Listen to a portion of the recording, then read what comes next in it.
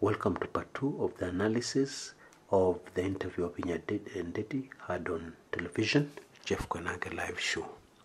Now, there's a very deep contrast here between these two candidates. Yeah, one, we can see Governor Mtua's projects. Okay, yes, Wavinya said he was overambitious, way overambitious. Okay, I agree, and many people will agree. But is this negative or positive? So think about that. In my view, being overambitious in an area that has had no ambition is a breath of fresh air and definitely the right direction to go.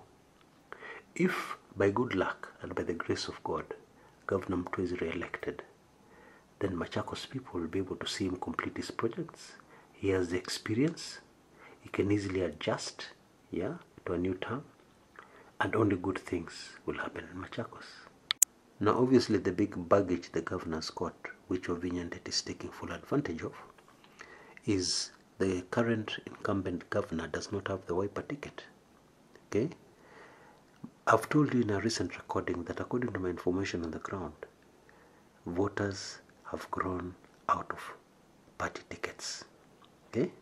And if you follow various campaign meetings all over the country, even recent campaign meetings in the Rift Valley, for example, where the deputy president has been booed when he attempts to promote a Jubilee Party candidate, you will know that voters have had enough with this party ticket business. Okay? Anyway, back to my point. It would appear that Governor Mtua has the wrong ticket for the wrong area, which is a fact.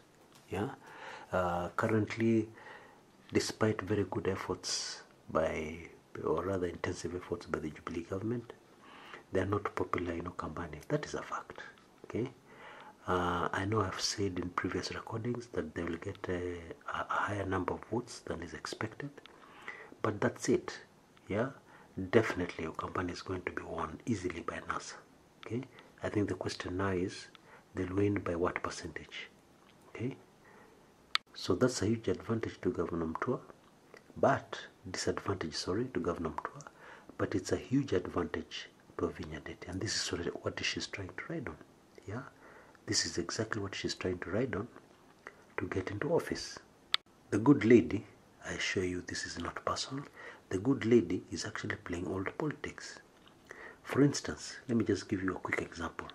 She did not omit to mention rather, that she belongs to the famous Mwindimbingu family, which has been in politics for decades. Actually was in politics. Mwindimbingu is one of the people who fought for the independence of the country, made a contribution towards that. So this is the old politics. Our family has been in politics for a long time, therefore elect me, blah blah blah blah blah blah. Okay, now unfortunately all these things I've said about Machakos will fall of course on deaf ears, because as I've said here many times, voting is emotion, and right now the emotion on the ground, there's very strong anti-Mtua currents, and those strong anti-Mtua currents, people may ask where have they come from. They have come from one man called Johnson Muthama.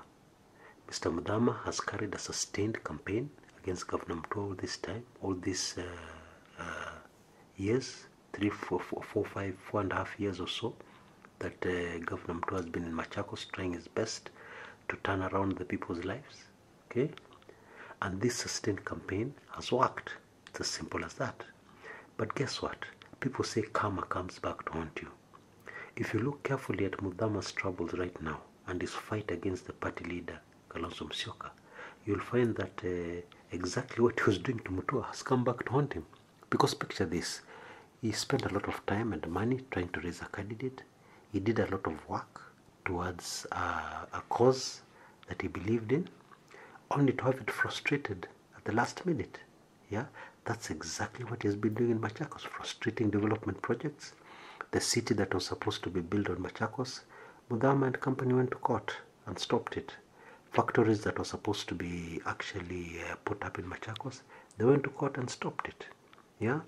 And what was the main bone of contention? In many of these cases, they were talking about the land. Our land should not be given away, blah, blah, blah. Our land should not, and yet these were investment projects, because what you do in a county, you look at what you have and you use the resources you have to improve the lives of the people. It's as simple as that. Okay? So, it is actually black and white, very simple for voters in Machakos. They either choose drama, lack of development, yeah, and just talk. In short, they choose the old politics or they choose the new politics. Mutua represents the new politics. Everybody knows that. That's no secret right across the country. In fact, there are very many counties which say, why don't you people give us Mutua only for 3-4 months? Okay? Because they've seen what is happening in their particular counties. And interestingly, if we can talk about funds again, Wavinya is promising a lot of investment. But we know that the counties have had a problem with funds flowing in their direction. So assuming the Jubilee government wins, yeah, actually the Jubilee government, it's a 50-50 chance it could be Jubilee or it could be NASA. But assuming that the Jubilee government wins, she's going to end up just like the other governors in the other counties. Because if Mutua is corrupt, as they say, yeah, if he has embezzled funds, as they say, then he must be one of the richest people in Kenya. Because he embezzled funds, managed to build the People's Park, something we can visibly see. He embezzled funds, he managed to put up water projects. He embezzled funds, he managed to build roads. He embezzled funds, he did all the development that is visible. Kenyans are not stupid.